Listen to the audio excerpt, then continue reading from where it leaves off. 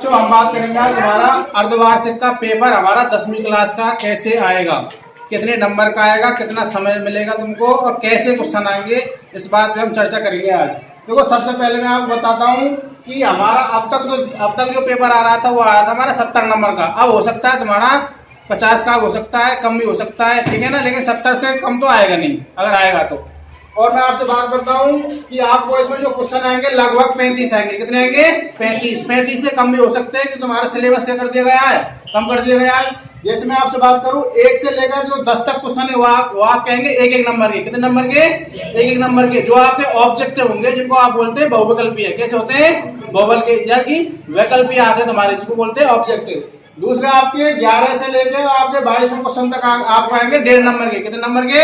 1.5 number के। आपको एक एक लाइन में या 1.5 लाइन में आंसर लिखना है। कितना लिखना है?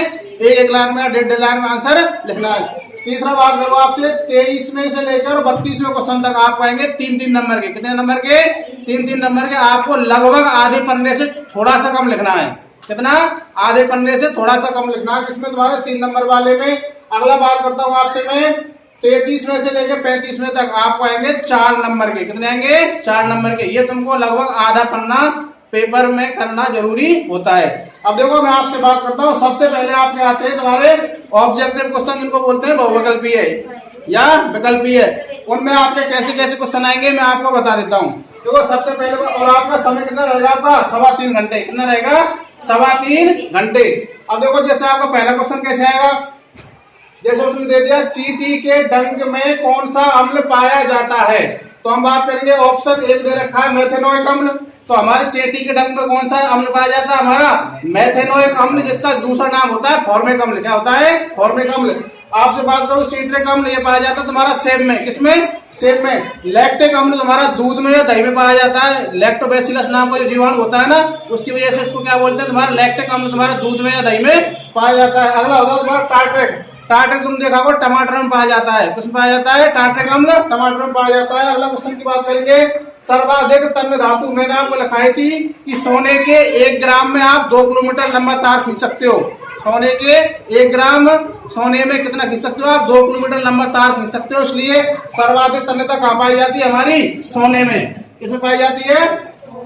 सोने में। किसमें पाई जाती है? सोने में। बात करें उससे कम पाई जाएगी चांदी में, चांदी के बाद पाई जाएगी तांबे में, तांबे के बाद पाई जाएगी इसमें तुम्हारे लोहे में। अगले क्वेश्चन की बात करते हैं आपसे। अगला क्वेश्चन हमारा ग्लूकोज का पायरुवेट में विखंडन किस में होता है? मैंने आप बताई थी ग्लूकोज का विखंडन 3 तरीके से होता है तुम्हारा, ठीक है ना। मैंने आपको लिखाया था किसमें होता है हमारा ग्लूकोज का पायरुवेट में? किसमें होता है? हमारा कोश का द्रव में। पेशी कोशिका में नहीं होता है, माइटोकॉन्ड्रिया में नहीं होता है, केंद्रक में नहीं होता है। किसमें होता है? हमारा कोश का द्रव में। मैंने आपको बताया था पायरुवेट में आपकी 3 कंडीशन होती थी, ऑक्सीजन की उपस्थिति, ऑक्सीजन की अनुपस्थिति और ऑक्सीजन का अभाव। बताया था ना मैंने आपको। एक तो यीस्ट बताया था आपको और ऑक्सीजन की अनुपस्थिति बताई थी, ठीक है ना। अगले क्वेश्चन की बात करते हैं। हमारा क्वेश्चन अगला, निम्नलिखित में से कौन सा पादप हार्मोन है?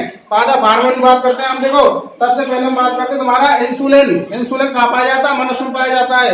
दूसरा हमारा थायरोक्सिन कहाँ से निकलता है? हमारा थायराइड ग्रंथि से। कहाँ से निकलता है? थायराइड ग्रंथि से। तीसरा हमारा एस्ट्रोजन कहाँ से निकलता है? मादाओं अंडाशय से निकलता है, जिसका नाम क्या होता है? एस्ट्रोजन और प्रोजेस्टेरोन हार्मोन। अगला हमारा साइटोकाइनिन। साइटोकाइनिन कहाँ पाया जाता है? हमारा पादपों में पाया जाता है। साइटोकाइनिन हार्मोन कहाँ पाया जाता है? हमारा पादपों में पाया जाता है। अगला बात करते हैं हमारे परागकोश में होते हैं। परागकोश में क्या होते हैं? हमारे बाह्यदल, अंडाशय, अंडक या परागकण। देखो मैं आपसे बात करता हूँ कि हमारी जो परागकोश होते हैं उनमें क्या पाया जाता है? हमारा बाह्यदल पाया जाता है। क्या पाया जाता है? बाह्यदल। अगला क्वेश्चन है आपका निम्न में से किस पदार्थ का उपयोग लेंस बनाने में नहीं कर सकते? लेंस बनाने के लिए आपको पारदर्शी वस्तु होनी चाहिए। कैसी होनी चाहिए? पारदर्शी वस्तु। जैसे मैं आपसे बात करता हूँ, जल कैसा होता है? पारदर्शी होता है। कांच कैसा होता है? पारदर्शी होता है। प्लास्टिक कैसी होती है? तुम्हारी पारदर्शी होती है। लेकिन मिट्टी क्या नहीं होती है? पारदर्शी नहीं होती है। तो इसलिए इससे लेंस नहीं बना सकते, ठीक है भाई। बाकी तुम्हारा